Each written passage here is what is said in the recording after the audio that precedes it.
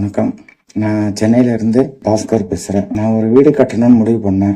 வீடு கட்டாததுக்கு ஆரம்பிக்கிறதுக்கு முன்னாடி ஒரு நல்ல வாஸ்து இன்ஜினியரை பார்த்து ஒரு நல்ல பிளான் போட்டு அதுக்கப்புறம் வீடு கட்டணும் அப்படின்னு ஒரு எண்ணம் வந்துச்சு. வெளியே எங்கேயாவது போய் வாஸ்து கேட்கறத விட நாமளே வாஸ்துவை படிச்சுட்டா என்ன அப்படின்னு ஒரு யோசனை வந்தது. வாஸ்துவை படிச்சிருவோம் அப்படின்னு சொல்லிட்டு அவரோட கிளாஸ் அட்டன் பண்ணேன். அப்புறம் தான் தெரிஞ்சது அது வாஸ்து அவ்வளோ சீக்கிரம் எல்லாம் படிக்க முடியாது, அது ஒரு பெரிய லாங் பீரியட் டைம் எடுப்போம் அப்படின்றது அப்புறம் தான் புரிஞ்சுக்கிட்டேன். அதுக்கப்புறம் அவர் வீட்டுக்கு வர வச்சேன். பேசிக்காக கூப்பிட்டது வீடு கட்டணும்னு சொல்லி கூப்பிட்டேன்.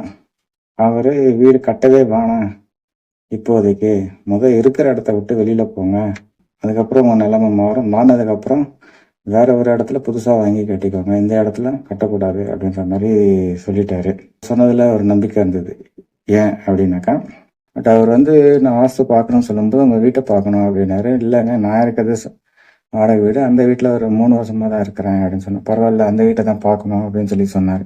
சரி, ஓகேன்னு சொல்லிட்டு வீட்டுக்கு வந்துட்டு பார்த்துட்டு என் லைஃப்பில் நான் முன்னாடி 25 வருஷத்துக்கு முன்னாடி நடந்த சம்பவங்கள், இது மட்டும் எல்லாமே கூட பிறந்தவங்களுக்கு நடந்த விஷயங்கள் எல்லாத்தையும் நேரில் பார்த்த மாதிரி விட்டு வச்சாரு.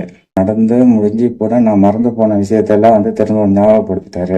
நினைக்கவே கூடாத விஷயம், சில விஷயங்கள்லாம் நினைச்சிருந்தேன். தப்பி தவறி கூட இந்த விஷயத்தெல்லாம் நினைச்சு கூட பார்க்க கூடாதுன்னு அவர் திருப்பி என் முன்னாடியே எடுத்து ஸ்கிரீன் பிளே பண்ணிட்டு அவர் ஜாலியாக கிளம்பிட்டாரு. அது ஒரு விஷயம்.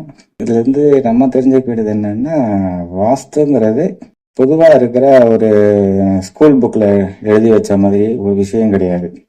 வாஸ்துன்றது ஒவ்வொருத்தருக்கும் ஒரு மாதிரி மாறுதுன்றது அவர் பேசும்போது அவர் சொல்ற விஷயங்களை வச்சு நிறைய புரிஞ்சுக்கிட்டேன். ஸோ நீங்க இந்த இடத்துல இருக்கக்கூடாது, நீங்க இதுல இருந்து வேற இடத்துக்கு மாறினீங்கன்னா உங்களோட லைஃப் ஸ்டைல் வேற மாதிரி மாறும். இப்ப இருக்கிற கஷ்டத்துல இருந்து வெளியே வந்துடுவீங்க. நீங்க வீடு கட்டணும்னு நினைச்சாலும் நீங்க வீடு கட்டுவீங்க, அதுக்கப்புறம் உங்களால அந்த வீட்டுல சரியா இருக்க முடியாது, நிம்மதியாக இருக்க முடியாது, கடன் அடைக்க முடியாது, லோனை ரீபேமெண்ட் பண்ண முடியாது. இந்த மாதிரி சூழ்நிலைக்கு தான் வருவீங்க. அதனால இங்க இருக்கிற வீட்டை மாத்திட்டு அதுக்கப்புறம் பண்ணிக்கோங்க அப்படின்னாரு. சரி, ஓகே, வேற வீடு மாத்தலாம் அப்படின்னு சொல்லிட்டு நானும் ஒரு 25 வீடு பார்த்தேன். இந்த மக்கள் வாஸ்துல எது எதெல்லாம் செய்யக்கூடாதோ அதை மட்டுமே தேடி தேடி வேலை பார்த்து வச்சிருக்காங்க. ஒரு வாஸ்துங்கிறது மக்களுக்கு என்னன்றது தெரியல. ஒரு பேப்பர்ல எழுதி வச்சா என்ன நடக்குமோ அது அப்படியே படிச்சு அப்படியே செஞ்சிருக்காங்க. ஆனா வாஸ்துன்றது அப்படி இல்லை. ஒவ்வொருத்தருக்கும் ஒரு தனிப்பட்ட விதமா இருக்கு. இது வரைக்கும் நானும் ஒரு 3 மாசமா தேடிட்டு இருக்கேன். கிட்டத்தட்ட ஒரு 30க்கும் மேற்பட்ட வீடுகளை பார்த்துட்டேன். அதையும் ரிஜெக்ட் பண்றேன். ரிஜெக்ட் பண்ணும்போது நான் காரணம் கேட்பேன். ஏன் இது ரிஜெக்ட் பண்றீங்க, அது ஏன் ரிஜெக்ட் பண்றீங்க, இது தப்பா இருக்கு, அது தப்பா இருக்கு அப்படின்னு சொல்லும்போது நான் பாக்குற வீட்டுல எதுலையுமே அவர் கேட்கிற விஷயங்கள் இல்லை. ஸோ சரி, ஓகே, வாடகை தான் கிடைக்கல, சரி சொந்தமா வேற ஏதாவது புதுசா கிடைச்சா அதையும் மாத்திக்கலாம் அப்படின்னு சொல்லிட்டு அதையும் தேடணும். அதுவும் நாங்க தேடுற மாதிரி எதுவுமே இல்லை.